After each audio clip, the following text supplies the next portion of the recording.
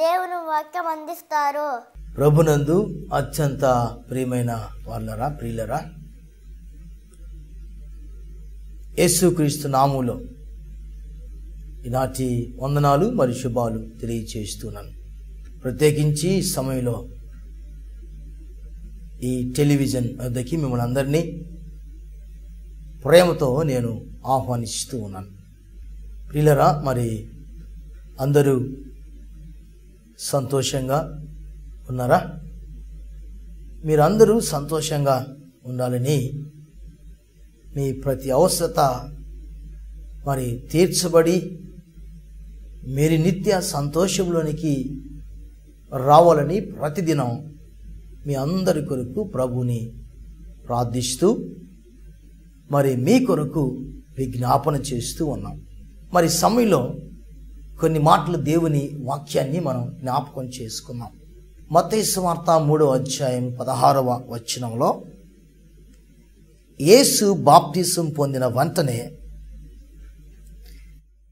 నీళ్ళలో నుండి ఒడ్డుకు వచ్చెను. ఇదిగో ఆకాశము తెరవబడును, దేవుని ఆత్మ పావురం వలె దిగి తన మీదికి వచ్చుట చూచెను. పరిశుద్ధ ఆత్మ పావురం వలె దిగి రావటం అక్కడ వారు చూస్తూ ఉన్నారు. ఈ పరిశుద్ధాత్మ మరి పావురం వలె దిగి రావటాన్ని గమనించి వారు చూస్తూ ఉన్నారు. అక్కడ ప్రియులరా, ఈ పరిశుద్ధ ఆత్మను గురించి మనం జ్ఞాపకం చేసుకుంటూ ఉన్నాం. అంటే ఆత్మని పావురంతో పోల్చడం. గత 2 ఎపిసోడ్ల నుంచి ఈ పావురాన్ని మనం జ్ఞాపకం చేసుకుంటూ దేనికి మరి పరిశుద్ధాత్మని పావురంతో పోల్చారు, ఆ పరిశుద్ధాత్మ మరి ఎలాంటి కార్యాలు జరిగిస్తూ ఉంది, ఈ ఆత్మ క్రీస్తులో నివసించటం వల్ల క్రీస్తు సర్వమానవాళి కొరకు విమోచన క్రయధనం కొరకు ప్రాణాన్ని బలిగా పెట్టాడని, ఆయన సర్వమానవాళి కొరకు ఆఖరి రక్త బొట్టు వరకు కార్చాడు కాబట్టి ఈ సర్వమానవాళి పాప పరిహారం జరిగింది కాబట్టి ఆత్మ ఈ భూమి మీదికి దిగి వచ్చిందని, పాత నిబంధన కాలమందు ఈ పాపము పరిపూర్ణంగా ప్రాయశ్చిత్తం కలగలేదు కాబట్టి ఆత్మ వేచి ఉండవలసి వచ్చిందని, ఎప్పుడైతే క్రీస్తు కల్వారిగిరిలో బలియాగం అయ్యాడో, ఆఖరి రక్తబొట్టు వరకు కార్చాడో, అప్పుడు ఆత్మ భూమి మీదికి దిగి రావటం ప్రారంభింపబడిందని మనం జ్ఞాపకం చేసుకుంటూ వచ్చాం. ఈ పావురాన్ని మనం జ్ఞాపకం చేసుకుంటూ ఇది మెచ్చని మృదువైన స్వభావం కలిగిందని, అలాగే సాత్వికం కలిగిందని, మరి ఈ తెలుపు రంగు పరిశుద్ధతకు సాదృశ్యంగా ఉందని, కన్నీరు కార్చు నేత్రములు కలిగి ఉందని మనం జ్ఞాపకం చేసుకుంటూ వచ్చాం.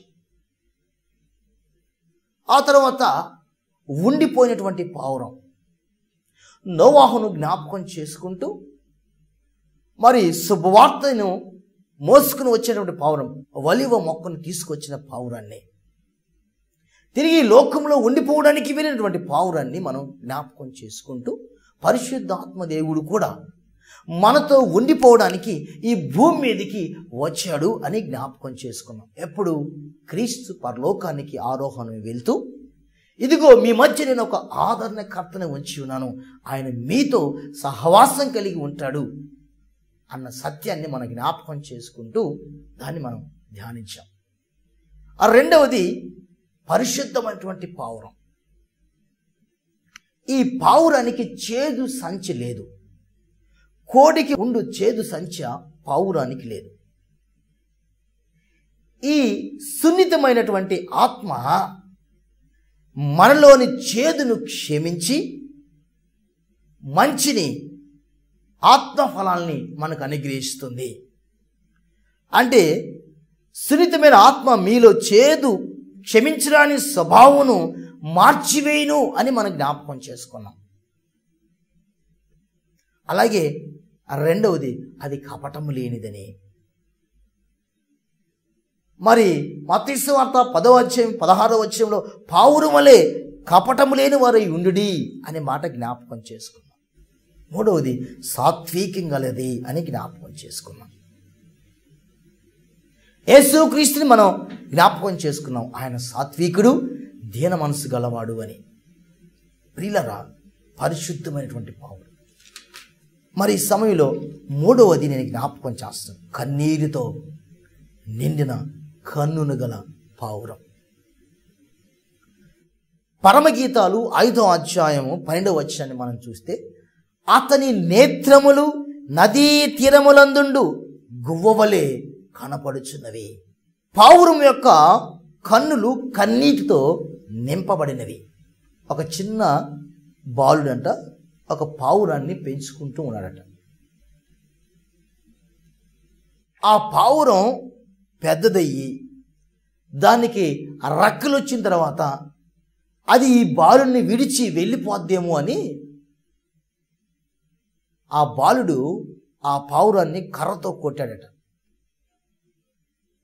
ఆ పావురం అలాగే కింద పడిపోతే ఆ బాలుడు ఆ పావురాన్ని చేతిలో పట్టుకుంటే ఆ పావురము ఎంతో దీనంగా ఆ బాలుడి వైపు చూస్తూ కన్నులకు నిండా కన్నీరు కారుస్తూ ఆ బాలుడి చేతిలోనే అలాగే మరణించిందట. దాన్ని చూసినటువంటి ఆ బాలుడు ఆవేదన తట్టుకోలేక మహారోదనతో కన్నీరు కార్చి విలపించి ఏడుస్తూ ఉన్నాడట.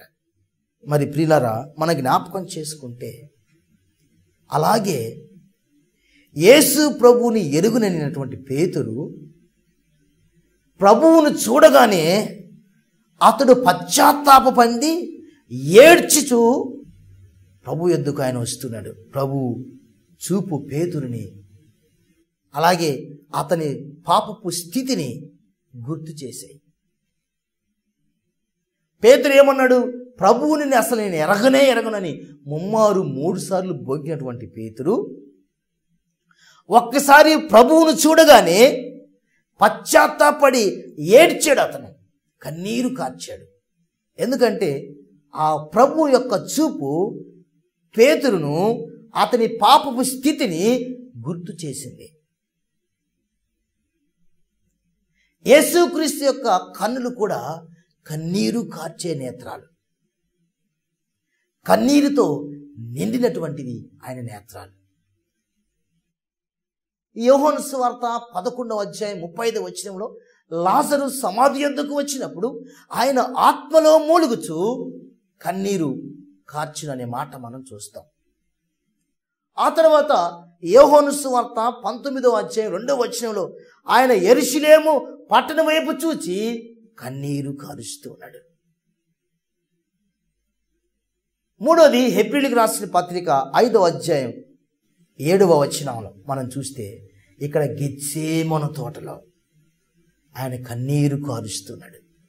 అంతేకాదు ఆయన నేత్రములు కనికరం గల నేత్రములు. మత్తయి సువార్త 14:14లో ఆ మాట మన జ్ఞాపకం చేయబడింది.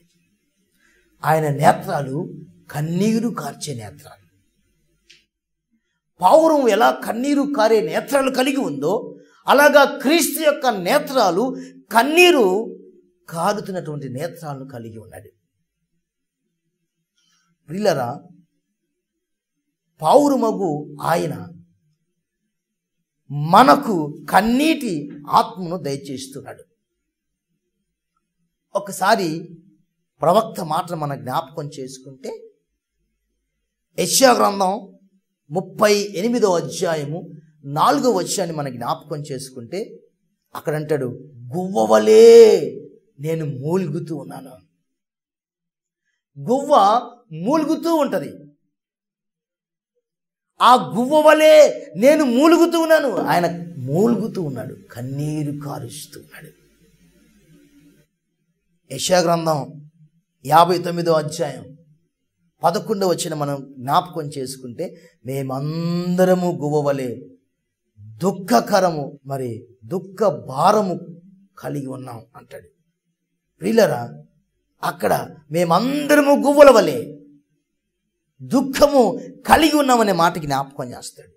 యిర్మీయా అంటాడు 9వ అధ్యాయం 1వ వచనంలో ఆయన అంటాడు, నా తల జలమయముగాను నా కన్నుల కన్నీళ్లు ఊటగాను ఉండెను అంటాడు. అంటే వీరు కన్నీరు కారుస్తున్నారు, వీరు కన్నీరు జలమయంగాను కన్నులకు ఊటగాను ఆ కన్నీరు కారుతూ ఉన్నాయి. కారణం మరి వారు దేవుడు అనుగ్రహించిన ప్రజల కొరకు, ఇశ్రాయేలు ప్రజల కొరకు వారు కన్నీరు కారుస్తున్నారు. ఎలా ఉందంటే జలమయముగా వారి కన్నీరు ధార కారుతూ ఉంది. యిర్మీయా మరొక మాట అంటాడు 13వ అధ్యాయం 17వ వచనంలో, యెహోవా మంద చెరపట్టబడినందున నా నేత్రంలో బహుగా మరి కన్నీరు కారుతున్నాయి అంటాడు. వరద వలె కన్నీరు కారుతున్నాయి అంటాడు. అంటే యెహోవా మరి మంద చెరపట్టబడింది, దేవుని మంద మరి చెరలోనికి వెళ్ళిపోయారు, వారందరూ చెరపట్టబడ్డారు. ఇప్పుడు మరి ఆయన నేత్రంలో బహుగా వలపోయిచు కన్నీరు విడిచుతూ ఉండెను. వారు కన్నీరు కారుస్తూ ఉన్నారు. దేవుని మంద చెరపట్టబడిందని, దేవుని ప్రజలు మరి పాపంలోనికి వెళ్తున్నారని, వారి కొరకు వీరు కన్నీరు కారుస్తూ వారి కన్నీరు జలమయముగా మరి ఊటగా మారుతూ ఉన్నాయి. ప్రియులారా, పౌలు యొక్క విచారమైన స్వరము మన హృదయాన్ని కరిగిస్తూ ఉంది. ఎంతో విచారమైన స్వరము, ప్రార్థించుటకు ప్రభువా అని పిలుచుట వంటి స్వరము మనము కలిగిన వారమై గోజారుటకు మనను అది ప్రేరేపిస్తూ ఉందంట అని అంటాడు. ప్రార్థించుటకు ప్రభువా అని పిలుచుట వంటి స్వరము మనము కలిగిన వారమై ఆ దేవుని గోజారుటకు మనల్ని అది ఆ స్వరము ప్రేరేపిస్తుందంటే దేవుని సన్నిధిలో విజ్ఞాపన చేయడానికి, దేవుని సన్నిధిలో గోజారుకోవడానికి, దేవుని సన్నిధిలో కన్నీరు కార్చడానికి ఆ స్వరము మనల్ని ప్రేరేపిస్తుంది. వీరు కన్నీరు కార్చబడుతున్నాయి, జలమయమవుతున్నాయి. ఒక ఉదాహరణ నేను జ్ఞాపకం చేస్తాను. ఒక వృద్ధునికి చాలా వేదనలు ఉన్నాయట, అనేక వేదనలు, అనేక సమస్యలు ఉన్నాయంట ఆయనకి. మరి ఏడవటం వలన వాటి నుండి విముక్తి మరి పొందగలుగున అనుకుని ఆయన ఒక గుట్ట మీదకి ఎక్కి, ఒక గుట్ట మీద రాళ్ళ గుట్ట లాంటి ఒక గుట్ట మీదకి, ఒక తిప్ప మీద ఎక్కి కూర్చొని ఏడుస్తూ ఉన్నాడట. అలా కొన్ని దినాలు ఆయన ఏడుస్తున్నాడు. ఆయన కన్నీరు మరి కారుతూ జలమయమవుతూ ఉంది. మరి ఆయన కన్నీరు ఆయన గుట్ట చెట్టు అంట ఒక చెరువులాగా తయారైపోయిందంట. ఆయన కూర్చున్నటువంటి ఆ గుట్ట చెట్టు ఒక చెరువులాగా తయారైపోయిందట. ఒక దినము ఆయన కన్నులు తెరిచి చూశాడట. కన్ను మూసుకుని ఆయన రోధిస్తున్నాడు కొన్ని దినాలు. అలాగే రోధించి ఏడుస్తున్నాడు. ఆయన కన్నీరంతా కారి ఆయన గుట్ట చుట్టూ ఒక జలమయముగా, ఒక నదిగా తయారైంది. ఆయన కన్నులు తెరిచి చూచినప్పుడు మరి ఆ గుట్ట చెట్టు, ఆ నీటి చుట్టూ పచ్చిక బయళ్ళు, ఆ పచ్చిక బయల్లో అనేక పక్షులు అవన్నీ సంతోషంగా ఆడుకుంటున్నాయట. అప్పుడు ఆయన ఏడవటం మానివేశాడట. ఏడవటం ఆయన మానివేసినప్పుడు ఆ నీళ్ళన్నీ కూడా ఎండిపోయి ఇంకిపోతున్నాయట. ఆ ఎన్ని ఇంకిపోతున్నాయి, అక్కడ పచ్చిక బయళ్ళన్నీ ఎండిపోతున్నాయట. అప్పుడు అక్కడున్న ఆ పక్షులు, ఆ జీవరాశులు అన్నీ వచ్చి ఆయన అడిగాయంట, ఆయన మా కోసం ఏడవండి, మా కోసం ఏడు, నువ్వు ఏడిస్తే ఆ నీరు కారితే జలముగా అది ఇక్కడ నదిగా ఉంటే ఈ పచ్చిక బయలు వస్తున్నాయి, మేము సంతోషంగా ఉన్నాం అని మా కోసం ఏడువు అని ఆ పక్షులన్నీ వచ్చి ఆయన అడుగుతున్నాయంట. అయ్యా మా కొరకు ఇంకా ఏడవండి, మీ కన్నీటిలోనే మా సంతోషం ఉందని అవన్నీ మనం చేసుకుంటున్నాయట. తల్లి కన్నీటి ప్రార్థన. అలాగే తండ్రి కన్నీటి ప్రయాస పిల్లల్ని ఎంతో ఆశీర్వాదంలోనికి నడిపిస్తుంది. ఒక దైవజనుని కన్నీరు ప్రార్థన విశ్వాసులకు శ్రేష్టకరమైంది. అలాగే క్రీస్తు యొక్క కన్నీటి ప్రార్థన మనకెంతో ప్రయోజనకరమైనది. మీ నేత్రములో కన్నీటి కనికరము కలదా? నా ప్రియులారా, నీవు సుందరివి, నీ కనులు గువ్వకళ్ళు అని ప్రాణప్రియుడు చెప్తున్నాడని పరమగీతాల్లో మనం చూస్తాం. 1వ అధ్యాయం 15వ వచనంలో, నా ప్రియురాలా నీవు సుందరివి, నీ కనులు గువ్వకళ్ళు అవి నా ప్రాణప్రియుడు చెప్తున్నాడు. బిడ్డ, కన్నీటితో ప్రార్థించదవా? ప్రియ సహోదరి సహోదరుడా, కన్నీటితో నువ్వు ప్రార్థిస్తావా? మన జ్ఞాపకం చేసుకుందాం, యేసుక్రీస్తు మన కొరకు కన్నీరు కారుస్తున్నాడు. ఆయన ఎందుకు చనిపోయి సమాధి చేయబడి తిరిగి ముచ్చించడి 3వ దినం లేచాడంటే, 1 మనల్ని సంపూర్ణంగా రక్షించడానికి, 2 మనకున్న భయాన్ని తొలగించడానికి, 3 మన కొరకు విజ్ఞాపన చేయటానికి, మనకి తండ్రికి మధ్య ఉత్తరవాదిగా ఉండడానికి, మన కొరకు విజ్ఞాపన చేయడానికి. ఒక ఉపమానం ఉంది, సువార్తల్లో ఆయన జ్ఞాపకం చేస్తాడు. ఒక అంజురపు చెట్టు ఉంది. ఆ అంజురపు చెట్టు ఎన్ని సంవత్సరాలు ఉన్నది ఫలించడం లేదు. ఆ యజమానుడు ఏమన్నాడంటే, ఆ కాపరిని పిలిచాడు. కాపరి, నువ్వు వచ్చి ఆ చెట్టును నరికి అగ్నిగుండంలో పడివేయవని కాపరితో చెప్పాడు యజమాని. ఈ కాపరి యజమాని దగ్గరికి వెళ్ళి, అయ్యా, ఈ 1 సంవత్సరం ఉంచుతాం, దానికి నేను నీరు పోస్తాను, సాగు చేస్తాను, ఎరువేస్తాను. ఒకవేళ అది ఈ సంవత్సరం కానీ ఫలించకపోతే అప్పుడు దాన్ని నరికి అగ్నిలో నేను పడివేస్తానయ్యా అని కాపరి యజమానిని గోజారుకుంటూ ఉన్నాడు.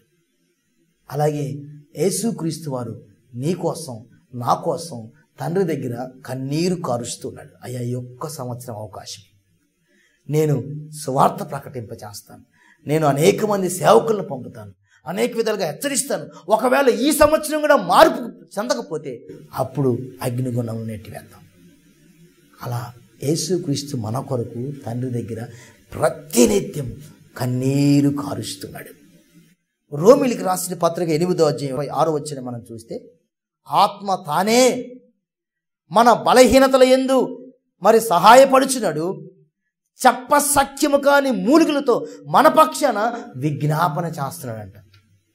ఆత్మ తానే మన బలహీనత యందు సహాయం చేస్తున్నాడు, చెప్పసఖ్యము కాని మూలుగులతో మన పక్షాన ఆయన విజ్ఞాపన చేస్తున్నాడు. చెప్పసఖ్యము కాని మూలుగులతో ఆయన మన కొరకు తండ్రి దగ్గర విజ్ఞాపన చేస్తున్నాడు, కన్నీరు కారుస్తున్నాడు. ప్రియులారా, ఈ పావురం యొక్క కన్నులు కన్నీరు కారే కన్నులు, కన్నీటితో నింపబడినటువంటి కన్నులు. మన యేసుక్రీస్తు యొక్క నేత్రములు కన్నీటితో నింపబడినవి. అవి యెరూషలేము కొరకు కన్నీరు కార్చాయి. ఈ లోకంలో ఆయన జీవిస్తున్నప్పుడు లాజరు కొరకు కన్నీరు కార్చాయి. గెత్సేమను తోటలో ఆయన కన్నీరు కార్చాడు. ఆయన చనిపోయి సమాధి చేయబడి తిరిగి ముచ్చించేడి 3వ దినం లేచి తన దగ్గరికి ఆసీనమైనా కూడా మన కొరకు ఆయన దినమెల్లా కన్నీరు కారుస్తూ విజ్ఞాపన చేస్తున్నాడు. మనం యూదాలో ఆయన అంటాడు, ప్రియులారా పరిశుద్ధాత్మతో ప్రార్థన చేయండి అంటాడు. యూదా 1వ అధ్యాయం 21వ వచనంలో, ఆత్మ వలన ప్రతి సమయమందును ప్రతి విషయమందును విజ్ఞాపన చేయండి అంటాడు. ఎఫెసీయులకు రాసిన పత్రిక 6వ అధ్యాయం 18వ వచనంలో, ప్రతి సమయమునందు ప్రతి విషయమునందు విజ్ఞాపన చేయండి. అప్పుడు నీకున్నటువంటి ప్రతి సమస్య, ప్రతి వేదన, ప్రతి బాధ, ప్రతి ఇరుకు తొలగించబడుతుంది. ఆయన పాదాల చెంత కన్నీటికి జవాబు ఉంది. ఆయన పాదాల చెంత స్వస్థత ఉంది. ఆయన పాదాల చెంత నమ్మదుంది. ఆయన పాదాల చెంత అనేక ఆశీర్వాదాలు ఉన్నాయి. కాబట్టి ప్రియమైన వాళ్ళరా, ఒకవేళ ఇంకా నువ్వు దేవుని సన్నిధికి రాకుండా దూరంగా ఉంటే, ఇదిగో ఆయన కన్నీరు నీ కొరకు కన్నీరు కారుస్తున్నాడు.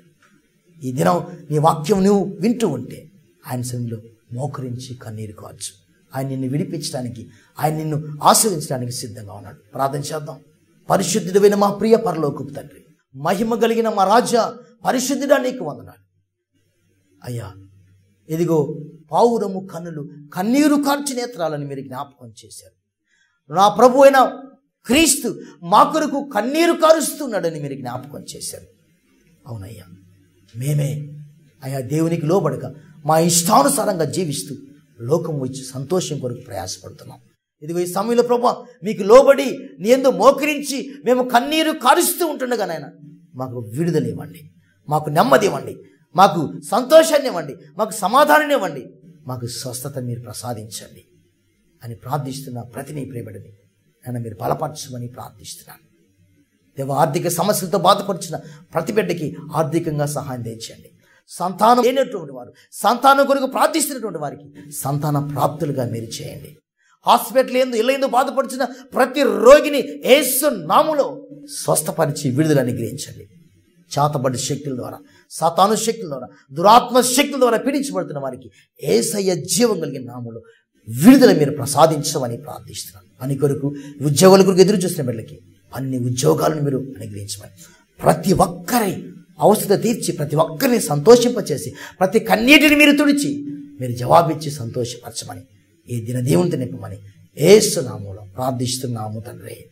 ఆమేన్. తండ్రి, కుమార, పరిశుద్ధాత్మ త్రియేక దేవుని దీవెన చేదు మనకు వింటున్న ప్రతి బిడ్డకి ఇప్పుడు ఎల్లప్పుడూ సదాకాలం తోడై ఆశీర్వదించుగాక. ఆమేన్. అందరికీ వందనాలు. ఈ వాక్యం మీకు నచ్చినట్లయితే మాకు ఫోన్ చేయండి. మా ఫోన్ నెంబర్ 9441126240. అందరికీ వందనాలు. మా యొక్క address reverend N B Jayakar garu, Burdett memorial centenary Baptist church, Statepeta, Udayagiri, Nellore జిల్లా. మా యొక్క ఫోన్ నెంబర్లు 9441126240. మరి యొక్క నెంబరు 9490444371.